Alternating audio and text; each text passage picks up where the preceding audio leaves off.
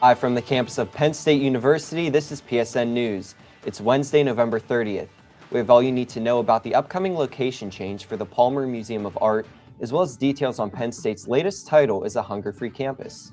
We also have more on the closing of a Center County emergency medical service, along with entertainment, sports, and weather. Stay tuned.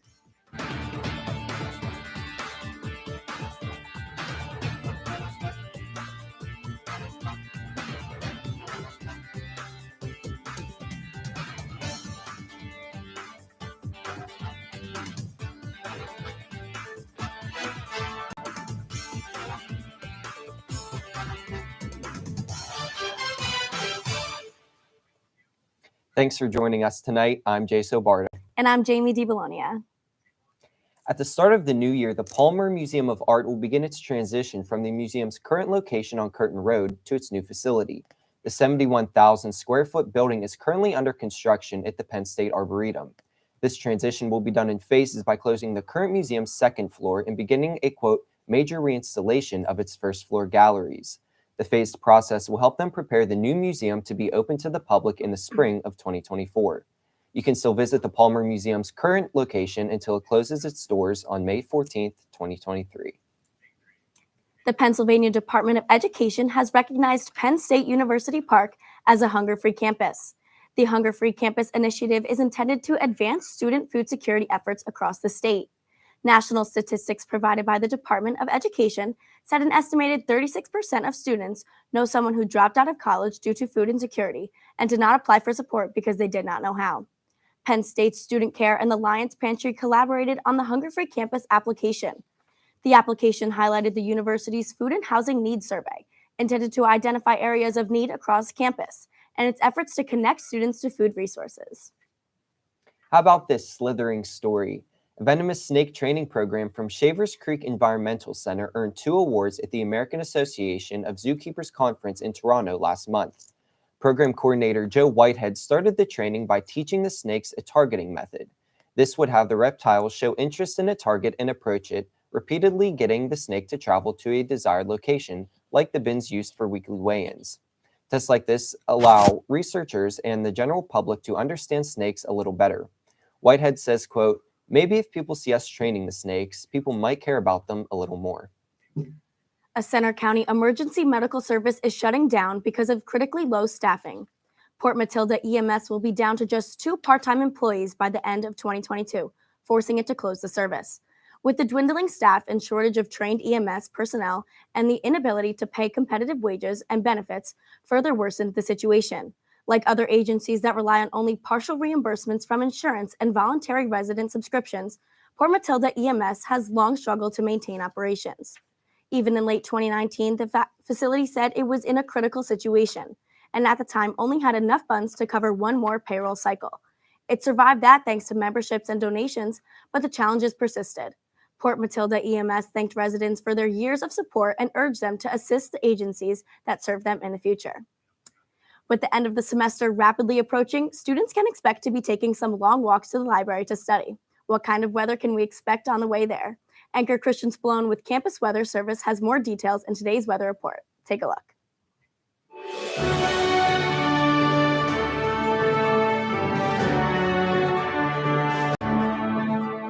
From the students of Penn State Meteorology, here is your Penn State Campus Weather Service forecast. Happy Wednesday. I'm student meteorologist Christian Spallone here with a look at your PSN News forecast. It's been a bit of a turbulent day in the weather department. Had a cold front come through throughout the day today, bringing some strong rain showers to the area. And now we're finally seeing some clearing out there, but it's very windy at the moment. You can see sun's starting to set here over the hub on Penn State campus right now. We have some gorgeous pink colors out there and some sun that we can see, even though there are some clouds still around. 40 degrees right now, feels like 31 because it's quite windy. Wind out of the west at 15 miles per hour right now, so very brisk as you head outside this evening. Weather headlines, we're clearing out tonight. Any of that precipitation, it's now moving off towards the east, getting out of the area. We're expecting those strong wind gusts to impact the area throughout tonight. There's even some wind advisories in effect that we'll take a look at in a minute.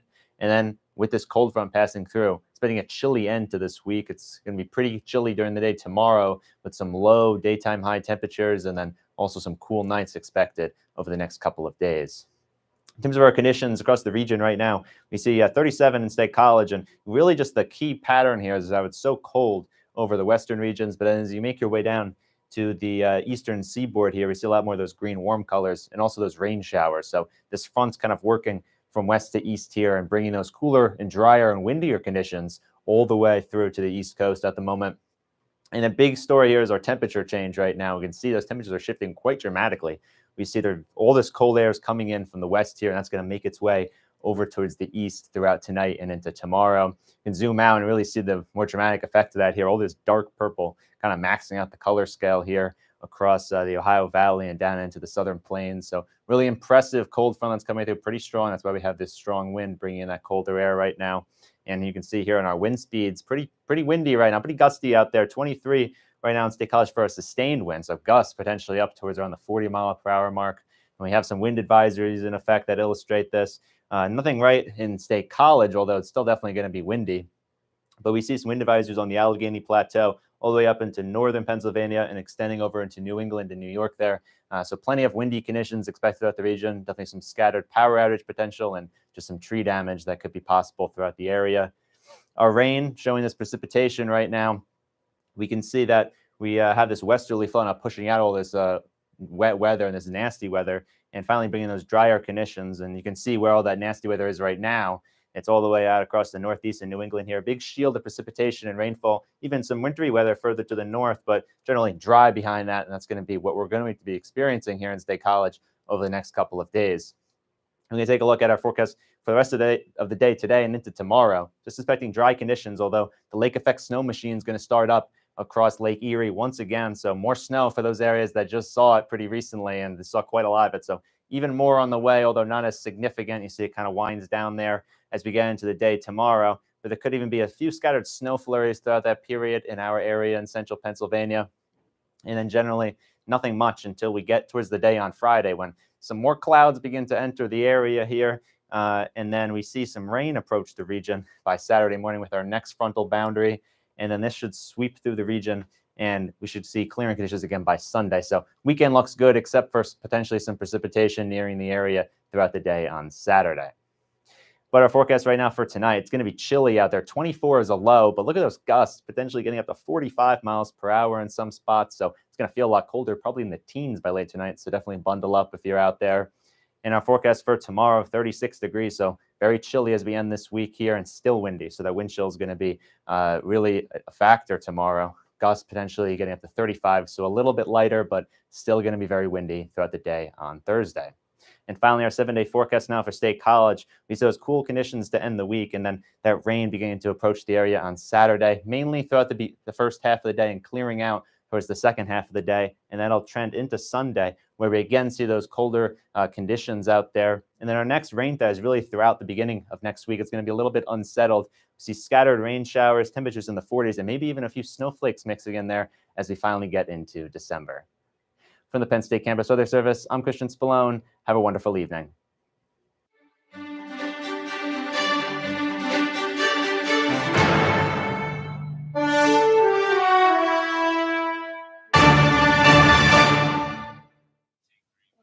Welcome back to PSN News. I'm Malia Brown with your sports update.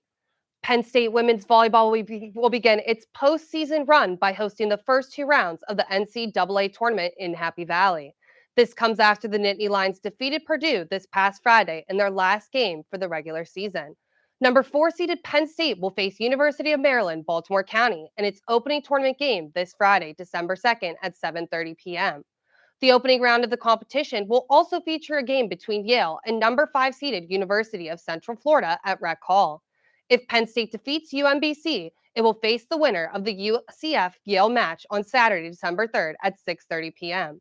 The latest AVCA coaches poll ranked Penn State number 11 in the country as Nittany Lions finished the 2022 regular season with a 24-7 record. When the team begins its tournament run this Friday, the Blue and White will attempt to win their first national title since 2014. Penn State men's basketball lost a heartbreaking game against Clemson in double overtime last night at Little John Coliseum with a score of 101-94. The Nittany Lions got the game going quickly and led the Tigers 35-29 at the half, while shooting 50% from the field. Clemson, though, paid it forward in the second half by taking an early lead that it maintained for the majority of the second half. But with only 8 seconds left in the game, Andrew Funk banked the three, sending the game into overtime. In the first overtime, Jalen Pickett missed a game-winning three-pointer that sent the game into double overtime. In the second overtime, both teams showed out, but the Tigers became too much for the Nittany Lions. Next Wednesday, December 7th, Penn State will return home to the Bryce Jordan Center to take on Michigan State in its first Big Ten matchup of the year. The United States defeated Iran 1-0 to advance to the round of 16 of the 2022 World Cup. The USA is now set to face the Netherlands this Saturday, December 3rd at 10 a.m. The U.S. men's soccer team maintained its perfect record against Iran by scoring the game's lone goal scored by Kristen Pulisic. But while scoring the game-winning goal for the United States, the forward hurt himself and needed several minutes of medical attention. He was taken out of the game at the halftime interval. The Athletic reports that Pulisic was taken to the hospital after the match, putting fear into many minds that he could miss Saturday's round of 16 match against the Netherlands. However, Pulisic has put to rest such worries by sharing a Snapchat selfie of himself laying in a hospital bed, containing the caption, "I'll be ready for Saturday, don't worry." That's all for your sports update. After the break, John Colavita has the latest updates from the entertainment world. Stay tuned. Hey everybody, thank you for tuning into this edition of Penn State Sports Night.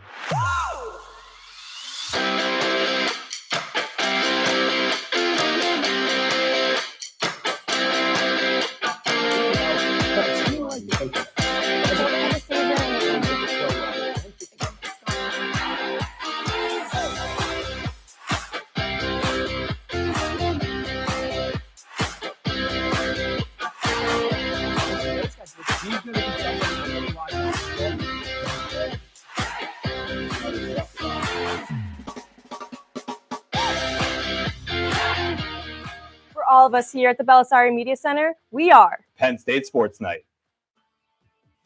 Live from the campus of Penn State University, this is PSN News.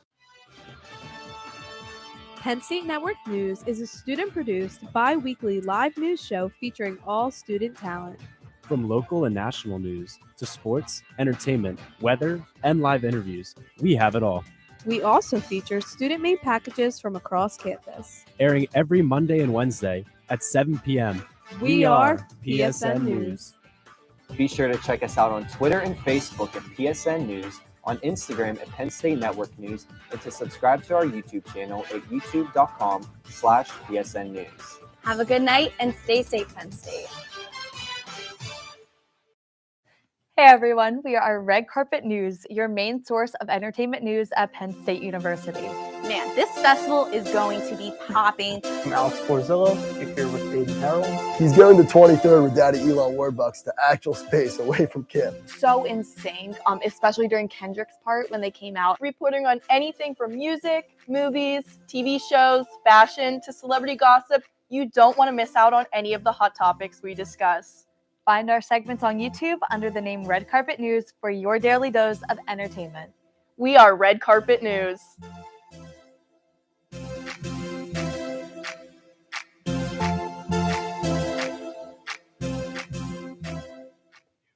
Welcome back to PSN News. I'm John Calavita with your entertainment update. Now that Thanksgiving is come and gone, the countdown to Christmas is officially on. Downtown State College is hosting several holiday-themed events throughout the month of December. The Downtown Farmers Market is moving indoors for the rest of the season. It will now take place in the State College Municipal Building lobby on South Allen Street on Fridays from 11 a.m. to 4 p.m. Other events include a holiday light show at MLK Plaza every day from 5 to 10 p.m. and First Friday, where from 5 to 8 p.m. this Friday at MLK Plaza, you can meet Santa, go on a trolley ride, and sip on hot cocoa. Speaking of hot cocoa, of trolley rides, those are free for the next 2 weeks on Fridays and Saturdays. For trolley ride hours, go to downtownstatecollege.com. Dr. Jessica Maddox from the University of Alabama's College of Communications is conducting an hour-long lecture at Penn State. The lecture, titled Beyond the Attention Economy, The Ambivalence of Pets, Memes, and TikTok, will focus on the two-faced reality of social media. Maddox, who is an assistant professor at the University of Alabama, specializes in digital media and technology. She has won awards for her efforts from the Association for Education and Journalism and Mass Communication and the International Communication Association. With this lecture, Maddox hopes to educate students about the important role that our pets play in social media and how some media efforts are more insidious than people realize. The lecture is at 5 on Thursday night and will take place in the Foster Auditorium section of the Paterno Library. There is also an option to watch via Zoom, but you must pre-register. On Tuesday, Netflix released the first trailer for the new series That 90s Show. The series is a spin-off of That 70s Show, which aired on Fox for 8 seasons. The show is set back in Point Place, Wisconsin, 15 years after the end of the original series. Kurtwood Smith and Deborah Jo Rupp reprised their roles as Red and Kitty Foreman as their granddaughter Leia, played by Callie Haverda, comes to spend the summer with them. The show is a main cast full of up-and-coming young talent. Members of the original cast are rumored to appear later in the season. The first season will be comprised of 10 episodes and will release on January 19th, 2023 on Netflix. That's all for your entertainment update. Up next, interview anchor Carly Knowlton will be speaking to Kylie and Kaylee Barber, the treasurer and president of the Disney Club at Penn State. Take a look. Welcome back to PSN News. I'm Carly Knowlton. Tonight I get the chance to speak with Kylie and Kaylee Barber, the treasurer and president of Penn State's Disney Club. Thank you for coming in tonight, ladies. I appreciate it. So to start us off, a little bit about the Disney Club. When and how did you get involved? So we got involved our freshman year, and then we didn't get involved on the exec board until our junior year now. Okay. So tell me a little bit about the positions that you both hold. Yeah. Go ahead. So I'm the treasurer. I'm responsible for getting funding for our club through UPAC and other funding sources within Penn State, as well as fundraising at local restaurants. Oh, nice. Yeah, and I'm the president of the club, so I'm kind of in charge of a little bit of everything, making sure all of our officers have everything they need to succeed and be able to do their jobs effectively in the club, and then I'll also lead the weekly meetings. Nice. Okay, so you were talking a little bit about fundraising. How often do you normally host like a fundraising event? Yeah, so we've done 2 fundraising events this semester, and I'm hoping to do at least 2 to 3 next semester as well. Awesome. Are they just like with food chains downtown and stuff? That's what we've done so far. Is we did one with Panda Express and then also with Panera, but we're also looking into maybe doing fundraising with like 50-50 raffles at Penn State Athletics. The raffles would be fun. It sounds for interesting. So when you host your meetings, what do they typically look like? Yeah, so meetings usually start off with any announcements. So if there's fundraisers coming up, any of the different officers that need to share information with the club, they'll go ahead. We'll then move into some Disney news. So just kind of talk about what's happening in that realm. And then we'll move into the night's activity. So for instance, tonight, the night's activity is trivia, but it could be lots of different things. We've done Pictionary before. We've done other Disney games, Jenga, just lots of fun stuff. That's awesome. So you stated that you'll like talk about Disney news beforehand. I've seen Disney a lot in the news recently with the prices and everything. Is that something that you guys sometimes talk about? Yeah, we've definitely talked about that, or with the leadership at Disney changing up. That's a topic of tonight's meeting. Oh, okay. So how often do you meet, and when and where is it? Yeah, so we meet every week, Wednesdays at 7 p.m. It's always in Willard. Sometimes the room changes. For the rest of the semester, we'll be in 258 Willard, though. 258 Willard tonight. Okay. And that's at 7 p.m.? Yes. 7 p.m. Okay. So does the Disney Club hold a Disney trip, or have they in the past? They haven't held one in the past yet, but that's something we're working with fundraising to hopefully do in the future, is try to get our members to Disney events and ultimately, hopefully, to Disney World itself. That'd be fun. So it's definitely Disney World in Florida. Would they do a Disneyland trip, do you think?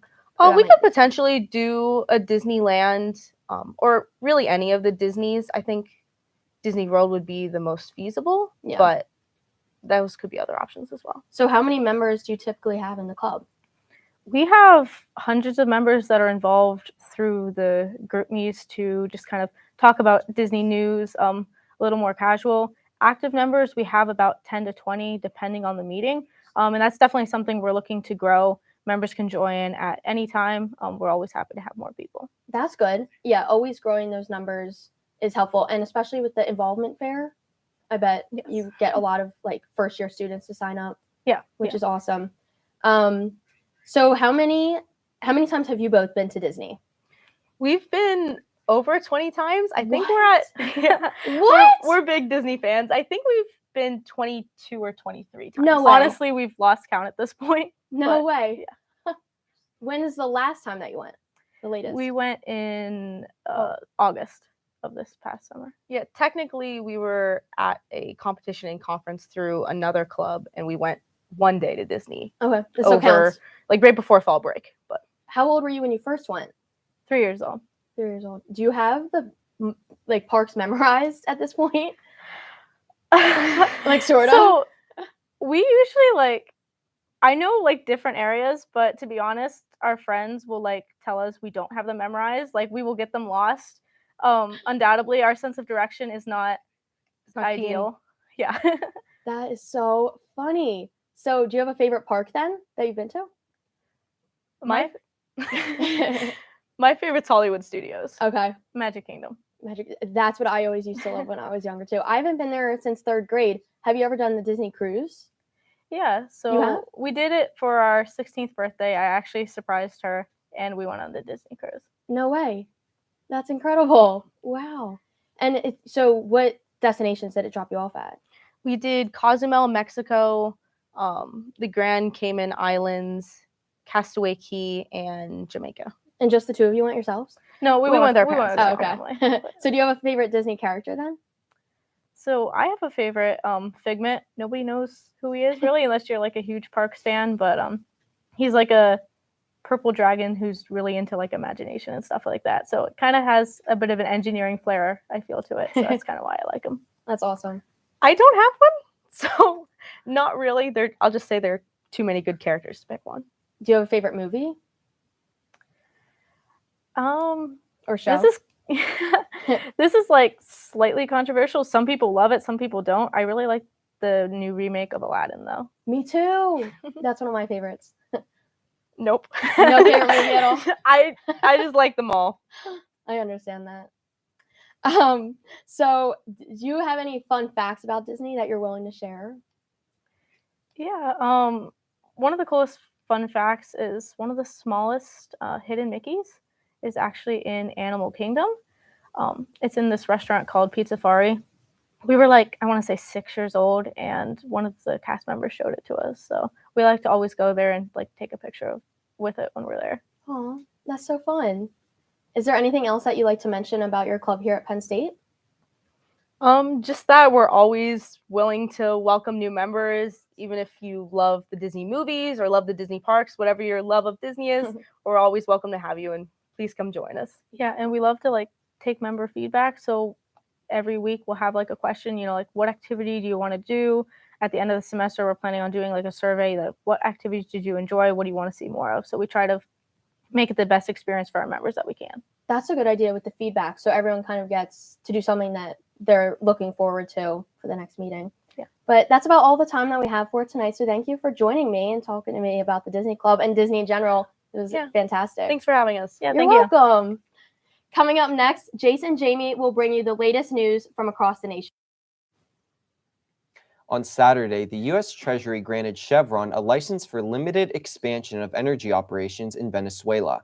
This is a sign of the country's possible re-entry into the international oil market, which will greatly improve its struggling economy.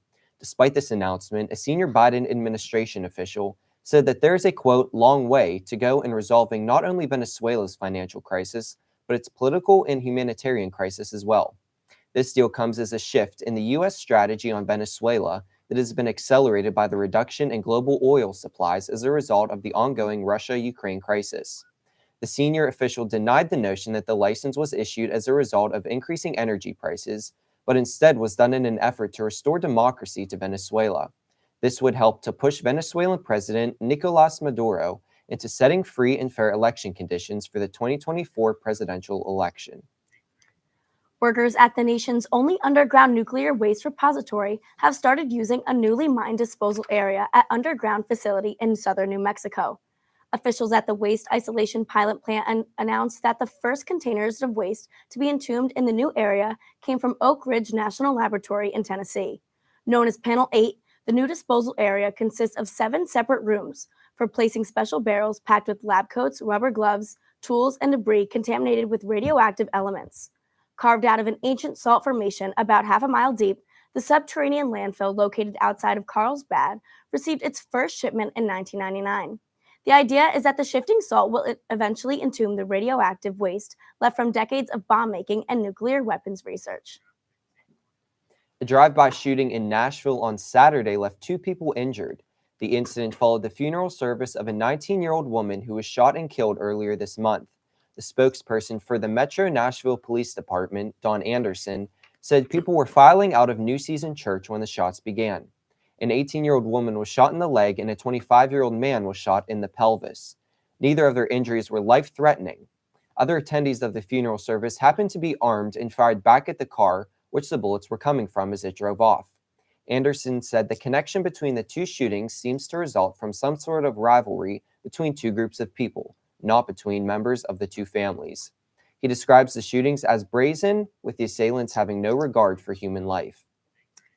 A member of the U.S. Navy who was injured while helping prevent further harm during a shooting at a gay nightclub in Colorado last weekend said that Sunday that he, quote, simply wanted to save the family that I found. Thomas James made his first public comments on the shooting in a statement issued from his hospital bed in Colorado Springs. James is currently recovering from undisclosed injuries suffered during the attack. Colorado Springs Police Chief Adrian Vasquez said that James was one of 2 men who helped stop the shooter. Shooting suspect Anderson Lee Aldridge walked into nightclub Q late on November 19th with multiple firearms, including a semi-automatic rifle. He killed 5 people and at least 17 others were injured. Officials say James reportedly pushed a rifle out of the shooter's reach, while Army veteran Rich Fierro repeatedly struck the shooter with a handgun the shooter brought into the bar. The 22-year-old shooter was visibly injured during his initial court appearance on Wednesday. He was ordered held without bail. Aldridge faces 5 murder charges and 5 charges of committing a bias-motivated crime causing bodily injury. That concludes our show tonight at PSN News. Be sure to check us out on Twitter and Facebook at PSN News, on Instagram at Penn State Network News, and to subscribe to our YouTube channel at youtube.com/PSN News. Have a good night and stay safe, Penn State. Done.